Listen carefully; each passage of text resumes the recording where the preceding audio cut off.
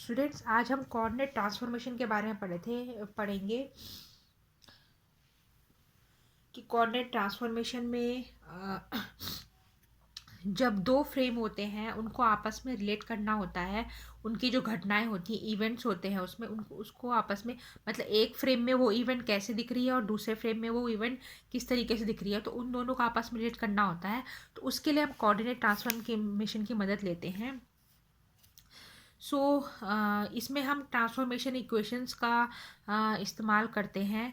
तो transformation equation किसको कहते हैं? The equation describing the relation between the observer of the same event taken in two different reference frame are called transformation equations. तो ये suppose दो reference frame है, एक को हम एस मान लेते हैं रेफरेंस फ्रेम, दूसरे को एस प्राइम मान लेते हैं, और ये यहाँ पर ऑब्जर्वर है, एस फ्रेम का ओ है, यहाँ से ऑब्जर्व है करना है, और एस प्राइम फ्रेम का ऑब्जर्वर ओ प्राइम है। ये पॉइंट पी है। सो यहाँ पर पॉइंट पी है। सो पी पॉइंट से ओ प्राइम का जो डिस्टेंस है उसको आर प्राइम लिया है, और पी पॉइंट से ओ का जो डिस्टेंस है उसको क्या लिया है? आर लिया है। और ओ प्राइम का डिस्टेंस है वो कितना लिया है? आर ज़ीरो लिया है। सो इन बातों को ध्यान में रखते हुए हम क्या करेंगे? वी आर है ना, we are using transformation equations करेंगे दोनों रेफरेंस फ्रेम के लिए, है ना, उनके ट्रांसलेशंस के लिए ये ट्रांसफॉर्मेशन का इक्वेशंस हम इस्तेमाल करेंगे। सो इसमें जो ओ प्राइम है वो उसका क्या है? डिस्प्लेसमेंट वेक्टर उसको बोलेंगे, है ना। ओ प्राइम ये है वो डिस्प्लेसमेंट वेक्टर है, आर ज़ीरो से उसको बताया गया है। सो अगर जो पी पॉइंट की पोजीशन है रेफरेंस फ्रेम में एस और एस प्राइम में, वो क्या है? उसको आर और आर प्राइम जैसा भी बता लिया गया है। सो आर प्राइम जो है, आर प्राइम क्या है? एस प्राइम फ्रेम में पी की पोजीशन है with respect to O prime. So R prime को कैसे लिख सकते हैं? R minus R zero. R prime is equal to R minus R zero. अब ये जो घटना है, इवेंट है, ओ प्राइम से ऑब्जर्वर पी पॉइंट को यहाँ दिख रहा है, और ओ पॉइंट पे जो ऑब्जर्वर है वो पी पॉइंट को यहाँ से दिख रहा है, जिसका डिस्प्लेसमेंट आर है। तो मतलब दोनों जो इवेंट हैं वो जो ये घटना है वो समय पे निर्भर है। तो हम क्या करेंगे? हम इसको समय के रिस्पेक्ट में है ना देखेंगे। सो यहाँ पर ये आर प्राइम जो इक्वेशन है वो ओ प्राइम और पी, है ना, इज इक्वल टू किसके बराबर है? आर माइनस आर ज़ीरो के बराबर है। अब इसको हम विथ रिस्पेक्ट टू टी इसको हम डिफ्रेंशिएट करेंगे, क्योंकि ये जो घटना है समय पे आधारित है। तो difference with respect to T हम करेंगे तो ये हमें मिलेगा D R prime upon D T is equal to D R upon D T minus D R zero by D T. तो यहाँ पर अगर आर ज़ीरो है वो कांस्टेंट है। आर ज़ीरो क्या है? जो ओ और ओ प्राइम है उसके बीच का डिस्टेंस है। अगर वो कांस्टेंट है तो ये जो टर्म है वो क्या हो जाएगी? ज़ीरो हो जाएगी। तो हमें क्या मिलेगा? D R prime upon D T is equal to D R by D T. और ये क्या है? It is nothing but the, इसको हम क्या ले लेते हैं? यू प्राइम मान लेते हैं। U prime is equal to U. So ये क्या है? It is nothing but the acceleration, sorry velocity. It is nothing but the velocity, है ना। ये क्या है? Displacement upon time. डिस्प्लेसमेंट हो गया ना, डिस्प्लेसमेंट अपॉन टाइम क्या हो जाता है? विलोसिटी हो जाता है। तो ये यू प्राइम है, ये एस प्राइम फ्रेम की विलोसिटी हो गई, और ये जो यू है वो एस फ्रेम की विलोसिटी हो गई। इसको दोबारा हम डिफ्रेंशिएट करेंगे विथ रिस्पेक्ट टू टाइम, है ना। सो हमें मिलेगा acceleration, velocity change in velocity upon time क्या हो जाएगा? एसेलरेशन। ये ए प्राइम है वो एस फ्रेम का एस प्राइम फ्रेम का एसेलरेशन है, और ये जो है ए वो एस फ्रेम का एसेलरेशन। तो यहाँ पर हमें क्या मिला? U prime is equal to U और A prime is equal to A. तो इससे हमें क्या कंक्लूजन निकलता है? जो पोजीशन है पार्टिकल की दोनों मतलब एस प्राइम फ्रेम में वो अलग हो सकती है, लेकिन जो वेलोसिटी और एक्सेलरेशन है वो सेम रहेगा। अगर पार्टिकल अपनी पोजीशन, अपनी स्थिति को एस प्राइम फ्रेम में चेंज भी करता है तो भी जो वेलोसिटी होगी और एक्सेलरेशन होगा वो दोनों रेफरेंस फ्रेम के लिए क्या होगा? सेम होगा। तो ये तो था इसका एक चीज, अब हम नेक्स्ट इसका केस देखेंगे, इसमें अलग अलग केसेस हैं। तो अगर कोऑर्डिनेट ट्रांसफॉर्मेशन हम करते हैं उस रेफरेंस फ्रेम में जिसमें uniform relative motion of translation है ना, यूनिफॉर्म है। सो इसके लिए सेम हमें वही जो हमने पहले वाले केस में लिया था वही कंडीशन लेनी है। हमें एक एस प्राइम रेफरेंस फ्रेम लेना है। सो एस प्राइम रेफरेंस फ्रेम में हम ऐसा मान लेते हैं वो कांस्टेंट वेलोसिटी के साथ, वी वेलोसिटी के साथ मूव कर रहा है with respect to S frame. तो एस प्राइम फ्रेम है वो कांस्टेंट वेलोसिटी वी के साथ एस फ्रेम से मूव कर रहा है ना। और जो दोनों के जो एक्सिस हैं, जो एस प्राइम फ्रेम है उसका एक्सिस क्या हो जाएगा, x prime Y prime Z prime ले सकते हो, और जो एस फ्रेम है उसका एक्सिस एक्स वाई जेड ले सकते हो। वो दोनों क्या है, एक दूसरे को पैरेलल है, दोनों के एक्सिस एक दूसरे को पैरेलल है जब एस प्राइम फ्रेम मूव कर रहा है वी वेलोसिटी के साथ। तो शुरुआत में हम क्या मान लेते हैं, समय ज़ीरो है, टाइम को ज़ीरो कंसिडर करके हम ऐसा मानते हैं कि दोनों फ्रेम के जो ओरिजिन है, एस प्राइम फ्रेम का ओरिजिन ओ प्राइम मान लेते हैं और एस फ्रेम का ओरिजिन ओ मान लेते हैं, वो आपस में क्या कर रहे हैं, कोइंसाइड कर रहे हैं। तो उस केस में जो पोजीशन वेक्टर होगा ओरिजिन ओ प्राइम में टी समय पर, वो उसको क्या बोल सकते हैं, R zero is equal to V T. R zero is equal to V T. R zero बच्चों क्या है, इसमें आर ज़ीरो है जो ओ और ओ प्राइम के बीच का जो डिस्टेंस था वो आर ज़ीरो है। तो आर ज़ीरो क्या हो जाएगा, वी टी हो जाएगा। सो इसमें आर प्राइम क्या है, जो पॉइंट पी से एस प्राइम फ्रेम का जो ऑब्जर्वर है उसका डिस्टेंस आर प्राइम है। R prime is equal to R minus R zero. तो आर ज़ीरो क्या है, R zero is equal to V T. तो वो वी टी यहाँ हमें रख लेना है।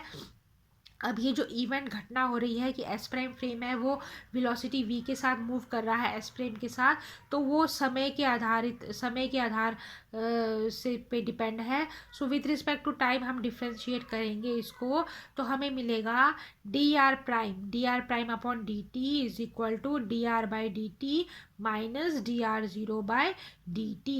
तो इस इक्वेशन को हमने with respect to time differentiate कर दिया है, तो हमें मिल गया है D R prime by D T is equal to D R by D T minus D R zero by D T. So here ये क्या है, D R by D T है वो, है ना, वो क्या हो जाएगा, उसको वेलोसिटी यू ले लेते हैं, किसके लिए, ये हो गया एस फ्रेम के लिए। एस क्योंकि आर है वो डिस्प्लेसमेंट है, डिस्टेंस है किसके बीच का, ऑब्जर्वर ओ, एस फ्रेम में जो ऑब्जर्वर है ओ से पी का डिस्टेंस है। तो ये एस फ्रेम की वेलोसिटी यू हो गई और माइनस वी, माइनस यहाँ पर v मतलब टाइम ज़ीरो है तब उस समय के लिए वेलोसिटी माइनस वी है। सो ये u प्राइम हो गई, ये है s प्राइम फ्रेम की velocity, u prime is equal to u minus V. इसी तरीके से इसको फर्दर डिफ्रेंशिएट करोगे सो हमें मिलेगा a प्राइम। हमें क्या मिलेगा, a prime is equal to a, क्योंकि इसमें जो v है वो क्या है, कांस्टेंट है।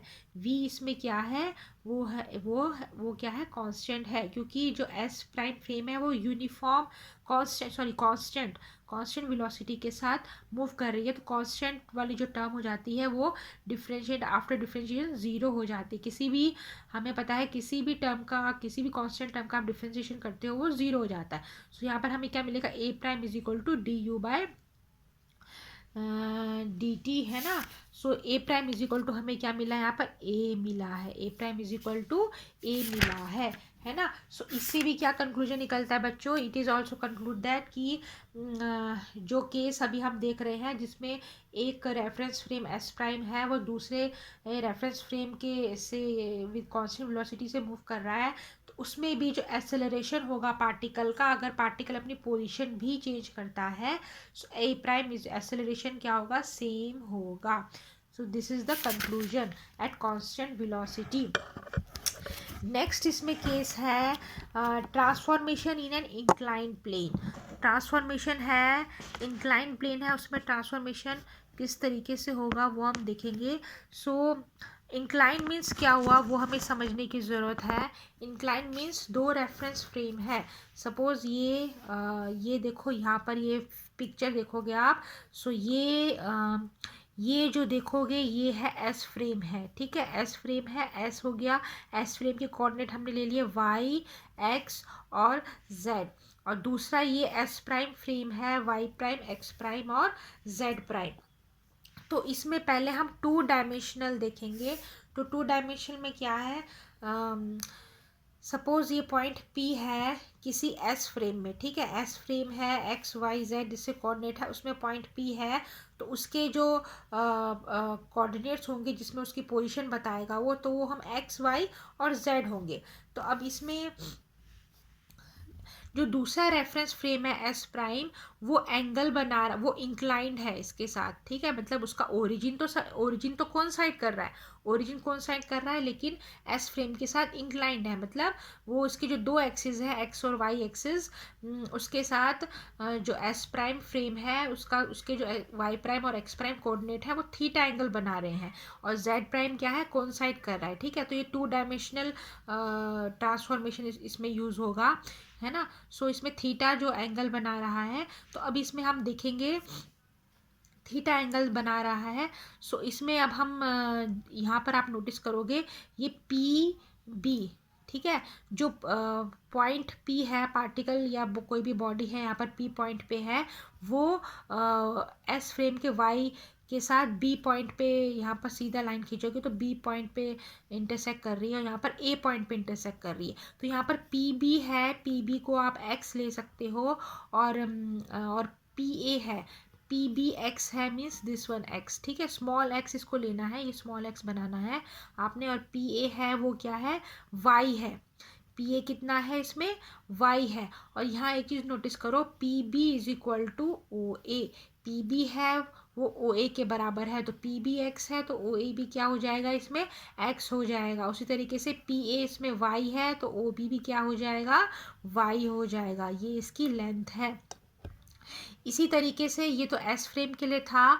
तो पी पॉइंट है वो जो एस प्राइम फ्रेम है उसके वाई प्राइम एक्सिस पे डी पे यहाँ पर है ना, कौन साइड कर रहा है, इस साइड अगर आप स्ट्रेट खेल लोगे तो, सो यहाँ पर डी पे कर रहा है, तो इसमें जो पी डी है उसको हम एक्स प्राइम ले लेंगे, पी डी एक्स प्राइम है, तो यहाँ पर सी ओ भी क्या हो जाएगा, एक्स प्राइम हो जाएगा। इसी तरीके से इसमें पी सी है, ये पी सी देखोगे, पी सी इसमें वाई प्राइम है ना, वाई प्राइम है, तो ओ डी भी क्या हो जाएगा, एस प्राइम फ्रेम के लिए वाई प्राइम हो जाएगा। और जेड प्राइम थे क्या कर रहे हैं, कोइंसाइड कर रहे हैं, तो इनका जो लेंथ है Z is equal to Z prime इसमें होगा। अब इसमें हमें क्या फाइंड करना है, इंक्लाइन है, तो इंक्लिनेशन में जो ट्रांसफॉर्मेशंस की अगर ऐसी स्थिति है, ये केस है, तो इस केस में जो कोऑर्डिनेट्स हैं उसको कैसे रिलेट करेंगे टू डायमेंशंस में, तो वो हम देखेंगे। इसमें हमें क्या करना है, अब देखो थीटा एंगल बना रहा है, तो पहले हम क्या करेंगे, जहाँ से एक्स एक्सिस पे कोइंसाइड कर रहा है ना, वहाँ से हम क्या करेंगे, एक स्ट्रेट लाइन सी इस तरीके से खींच देंगे इस पॉइंट पे, है ना। ये जो पी डी है जहाँ पर पॉइंट डी पे है ना, एस प्राइम फ्रेम के वाई प्राइम एक्सिस पे जहाँ पर कोइंसाइड कर रहा है डी फ्रेम पे, तो है ना ए पॉइंट से उस लाइन पे क्या कर देंगे, लाइन खींच देंगे, उसको उस पॉइंट को हम जहाँ पी डी पे कोइंसाइड कर रहा है एफ उसको नाम हम दे देते हैं। तो इसमें हमें क्या करना है, ट्राइंगल ओ ए और ई, अब ये देखो ओ ए ई जो है ये राइट एंगल ट्राइंगल हो गया है, तो राइट एंगल ट्राइंगल यहाँ पर है, तो ओ ए ई में जो है angle O A E plus E O A E plus E O ए, ये क्या हो जाएगा, 90 डिग्री हो जाएगा, है ना। मीन्स ये वाला एंगल और ये वाला एंगल क्या हो जाएगा, 90 डिग्री हो जाएगा। उसी तरीके से एंगल या तो आप ऐसे भी लिख सकते हो ओ A E plus E O, angle E ओ, ठीक है, ए, तो ये क्या हो जाएगा, इसमें 90 डिग्री हो जाएगा। सो यहाँ पर इसमें एक चीज़ दिखानी थी, E O A is equal to E A P, मतलब ई ओ ए जो है वो ई ए पी के बराबर है, कितना एंगल बना रहा है, थीटा एंगल बना रहा है। सो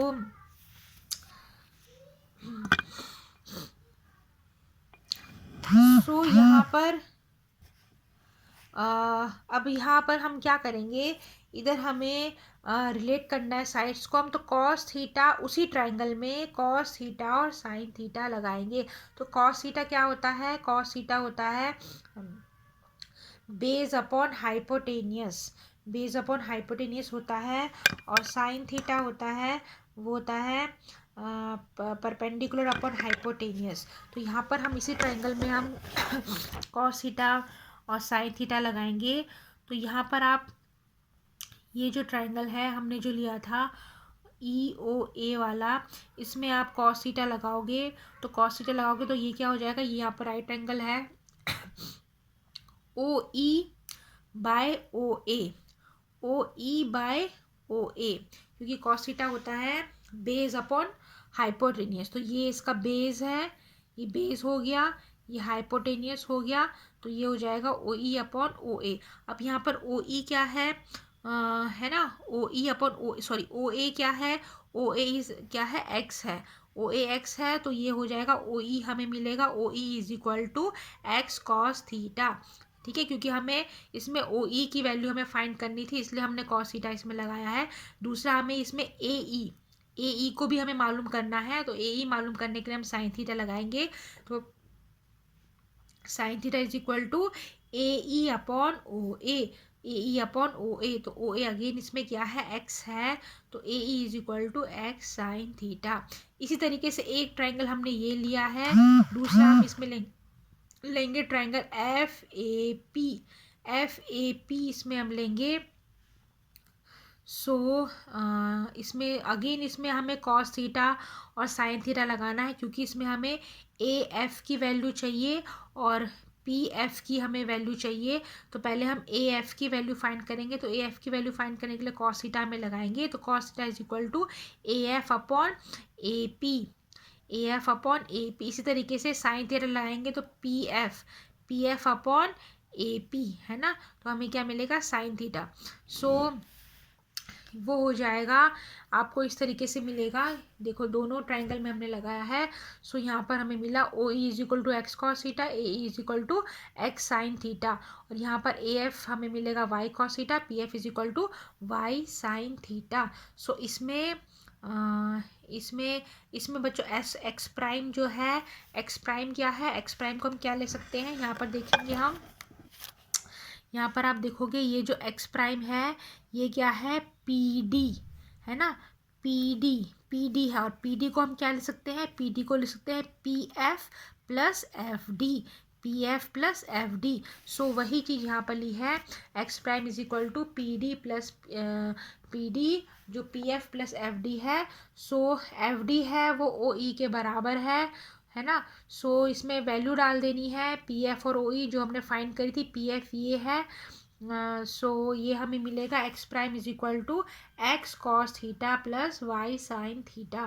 पी एफ और ओ ई की वैल्यू डाल देंगे तो X prime is equal to x cos theta plus Y sine theta. इसी तरीके से वाई प्राइम है, वाई प्राइम आप फिगर में देखोगे it is equal to P C is equal to E F, और E F is equal to A F minus A E. So ये हमें मिलेगा Y prime is equal to Y cos theta minus X sine theta. और इसमें एक चीज़ और बतानी थी, इसमें जो यहाँ पर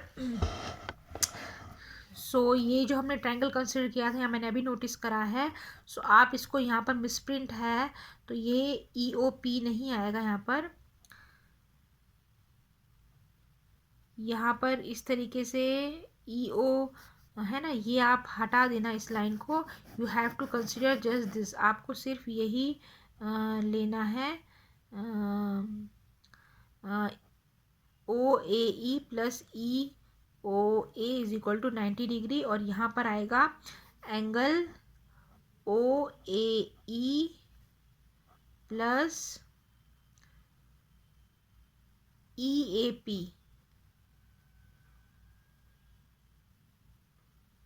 ओ A E plus E A P, angle E A P, ये आएगा यहाँ पर 90 डिग्री। है ना, ये यहाँ पर 90 डिग्री होगा। सो ये चीज़ आपको यहाँ पर इम्प्रूवमेंट करनी थी, यहाँ पर EOA के जगह EAP होगा। सो ये देखना है आपको। सो इसमें angle EOA is equal to angle EAP इस तरीके से आएगा। ये थोड़ा इम्प्रूवमेंट कर लेना जो आपको नोट्स दिए हैं उसमें। सो इसमें ये देखो ये हो जाएगा Y prime is equal to Y cos theta minus X sine theta, है ना। सो वाई प्राइम को इस तरीके से लिख सकते हैं, P C is equal to E F is equal to A F minus A E, तो Y prime is equal to Y cos theta minus X sine theta.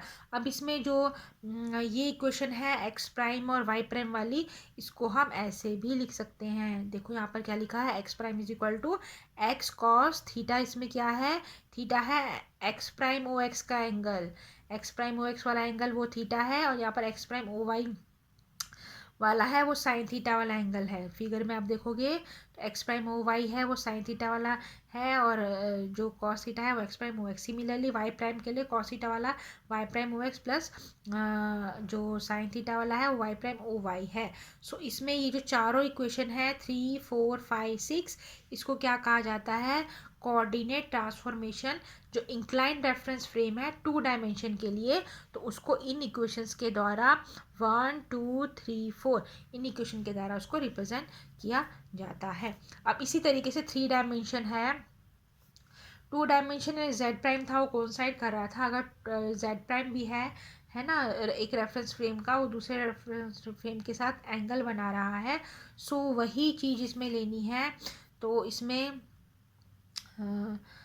इसमें हमें क्या करना है, जो 5th और 6th वाली इक्वेशंस थी उसको 3 डायमेंशन इक्वेशन में ट्रांसफ़र करना है। सो ये जो 5th और 6th वाली इक्वेशन हमें 2 डायमेंशंस के लिए मिली थी, जहाँ पर जेड प्राइम कोइंसाइड कर रहा था, तो इसको हम ऐसे लिख सकते हैं, X prime is equal to x cos x prime 0 X plus Y cos x prime 0 Y plus Z cos x prime 0 Z, है ना, एक्स प्राइम 0 जेड। सो इसको उसी तरीके से वाई प्राइम है। देखो यहाँ पर मैं एक बार इस फिगर में आपको दिखा देती हूँ क्वेश्चंस का। सो यहाँ पर है जो एक्स प्राइम है, x prime this one x prime है, x prime is equal to x cos ex prime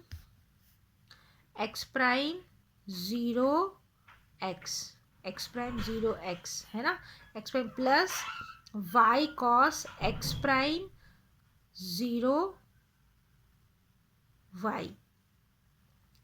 सो इसी तरीके से वाई प्राइम के लिए वाई प्राइम 0 एक्स और वाई प्राइम 0 वाई। तो इसमें जेड प्राइम जेड का भी इंक्लूड जाएगा, x prime 0 Z, x prime 0 z. So ये जो एंगल है ये भी इसमें इंक्लूड हो जाएगा, एक्स प्राइम 0 जेड वाला एंगल। तो एक्स मतलब जो एक्स प्राइम है वो 0 एक्स के साथ, 0 वाई के साथ और 0 जेड, है ना, के साथ इसमें जो है वो एंगल बना रहा है। इस तरीके से वाई प्राइम है सेम है, वाई प्राइम है वो 0 X, Y prime 0 X, Y prime 0 Y और वाई प्राइम 0 जेड को इस तरीके से